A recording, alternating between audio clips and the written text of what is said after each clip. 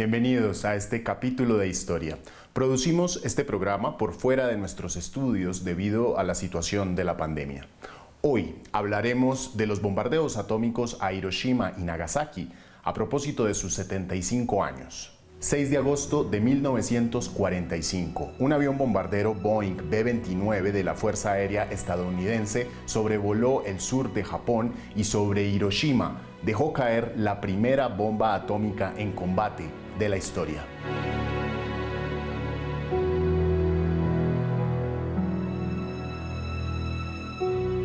La bomba Little Boy alojaba una carga de uranio 235 cuya detonación fue equivalente a explotar 16.000 toneladas de TNT. La explosión sobre Hiroshima liberó en segundos un hongo nuclear que ascendió 16 kilómetros por la atmósfera. Abajo, en la ciudad, la onda explosiva elevó la temperatura a 1.000.000 de grados centígrados, más caliente que la superficie del Sol. 70.000 personas murieron instantáneamente y muchas de ellas quedaron reducidas a carbón. Otras 70.000 resultaron heridas y fueron muriendo en los días y las semanas siguientes por los efectos de la radiación. Pero ¿cómo se llegó a este punto de inflexión en la historia de la humanidad? Comencemos por los científicos. La década de 1930 demostró la famosa ecuación de Einstein, en esencia que la masa y la energía son intercambiables, principio que se ratificaría con el descubrimiento de la reacción nuclear en cadena y el hallazgo de que el uranio es un elemento que, de ser dividido, es capaz de liberar una poderosa carga de energía. Detrás de estos descubrimientos estaba justamente un amigo de Einstein, el físico húngaro Leo Szilard. Ambos firmaron una carta de 2 páginas que le fue leída a Franklin Delano Roosevelt, el presidente de Estados Unidos, en 1939. En la carta sugerían que los científicos nazis de Adolfo Hitler podrían estar trabajando en la producción de armas nucleares, un concepto vago para entonces, pero a Roosevelt se lo explicaron con el ejemplo de una bomba que se detonara en un barco, pero que no solo destruyera el barco, sino también a todo el puerto y a sus alrededores. Ante el miedo de que los nazis detonaran una bomba nuclear en Estados Unidos en el marco de la Segunda Guerra Mundial, el presidente Roosevelt impulsó un proyecto tan secreto como ambicioso que ni siquiera pasó por los oídos del Congreso, el Proyecto Manhattan. Este proyecto fue liderado por un militar, un científico y un asesor político. El general Leslie Groves fue el director y alto mando del proyecto. Robert Oppenheimer, el físico a cargo del Centro de los Álamos en Nuevo México, donde se producían las bombas, y Vannevar Bush, el asesor científico que cumplió el rol político de atraer los cerca de $2.000 millones que costó el proyecto.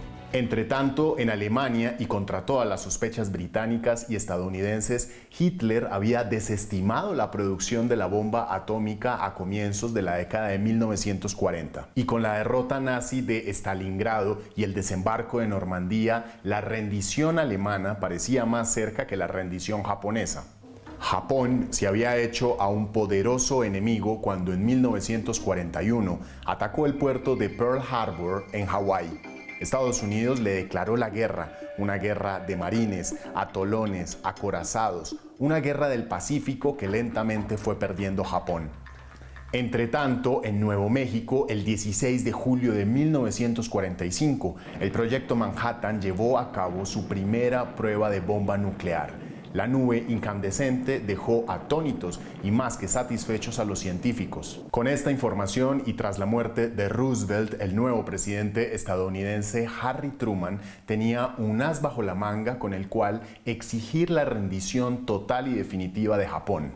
Fue justamente en la misma fecha de la prueba nuclear cuando comenzó la conferencia de Potsdam, en la cual los líderes aliados publicaron el ultimátum al imperio japonés de Hirohito: o se rendían sin condiciones o serían destruidos por completo. Así que Estados Unidos, ante la negativa japonesa, materializó el objetivo del Proyecto Manhattan. La bomba atómica destruyó por completo la ciudad de Hiroshima y dejó unas secuelas terribles para los Hibakusha, nombre con el que se conoce a los sobrevivientes. Testimonios narran que ese mismo día los Hibakusha corrían con los brazos abiertos porque no soportaban ni siquiera el contacto entre la piel. Los rayos gamma, un subproducto de la bomba atómica, produjeron úlceras cutáneas, hemorragias internas, alopecia, leucemia y finalmente la muerte en los sobrevivientes, algunos unas horas después, otros casi 20 años después. El 9 de agosto de 1945, Estados Unidos lanzó una segunda bomba atómica, esta vez de plutonio, llamada Fat Man, y sobre la ciudad de Nagasaki. Aunque la bomba no impactó el blanco previsto y las colinas protegieron a la ciudad de todo el poder explosivo, murieron alrededor de 40.000 personas de inmediato, una cifra que se presume se duplicó con los heridos que murieron paulatinamente ese mismo año. El horror de Hiroshima y Nagasaki, más la promesa estadounidense de seguir lanzando bombas sobre otras ciudades japonesas, fueron suficientes para que el Imperio del Sol naciente se rindiera el 15 de agosto de 1945. 75 años después, muchos sobrevivientes todavía recuerdan en su memoria y en su piel el horror de las bombas atómicas. Un explosivo del que, según Naciones Unidas, actualmente se cuentan 22.000 artefactos en el mundo. Así concluimos. Soy Andrés Suárez Jaramillo y vean más historias como esta en france24.com.